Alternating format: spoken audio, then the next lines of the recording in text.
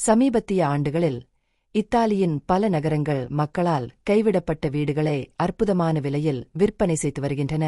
இது உள்ளூர் மற்றும் சுற்றுலா பயணிகளை பெரிதும் ஈர்க்கிறது.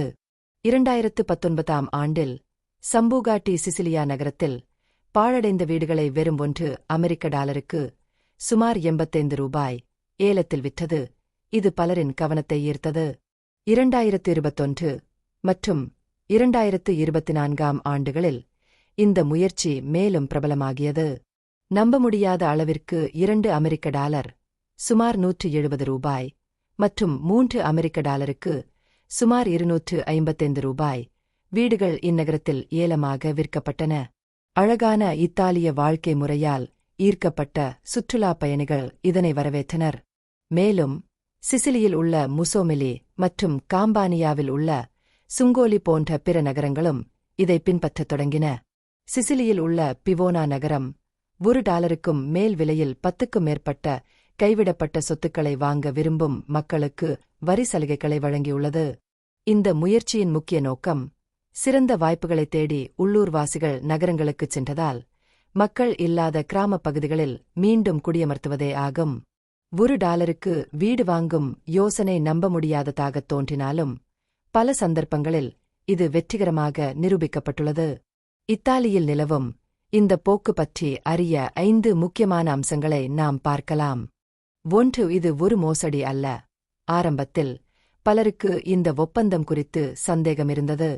அமெரிக்காவைச் சேர்ந்த அலெக்சாண்ட்ரா ஸ்டப்ஸ் அவரது நண்பர் $1க்கு வீடு வாங்கியதை கேள்விப்பட்டபோது சந்தேகம் எழுந்தது.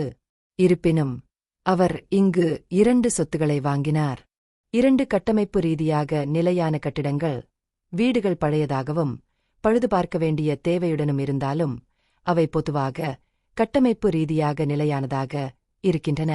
சில வீடுகளில் முற்றங்கள் மற்றும் இரும்பு பால்கனிகள் உள்ளன. மேலும் பல இணைக்கப்பட்ட வீடுகள் உள்ளன. அவை பெரிய சொத்துகளாக விரிவாக்கப்படலாம். 3. ஏலம் எவ்வாறு செயல்படுகிறது?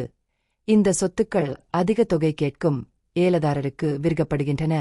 இதில் பங்கேற்க விரும்பினால் ஏலதாரர்கள் சுமார் $5,399 சுமார் $4.5 லட்சம் டெபாசிட் செலுத்த வேண்டும். அவர்கள் ஏலத்தில் வென்றால் வைப்புத்தொகை கொள்முதல் விலையின் ஒரு பகுதியாக மாறும். இல்லையெனில் வைப்புத்தொகை திரும்பப் பெறப்படும். 4. புதுப்பித்தல் காலக்கெடு. வீடு வாங்குபவர்கள் 3 ஆண்டுகளுக்குள் புதுப்பித்தலை முடிக்க வேண்டும். இல்லையெனில் டெபாசிட் பணத்தை இழக்கும் அபாயம் உள்ளது. உதாரணமாக சிகாகோவைச் சேர்ந்த நிதி ஆலோசகர் மெரிட்டித் 3 ஆண்டுகளில் 2 வீடுகளை புதுப்பிக்க $3.8 கோடி செலவிட்டார். 5. உள்ளூர் பொருளாதாரத்திற்கு ஊக்கம். இந்த சொத்துக்களின் விற்பனை உலகெங்கிலும் உள்ள வீடு வாங்குபவர்களை ஈர்த்துள்ளது. இதன் மூலம் உள்ளூர் பொருளாதாரத்திற்கு சுமார் $21.8 மில்லியன் கொண்டு வந்துள்ளது என்று சம்பூகாட்டி சிசிலியாவின் மேயர் தெரிவிக்கிறார்.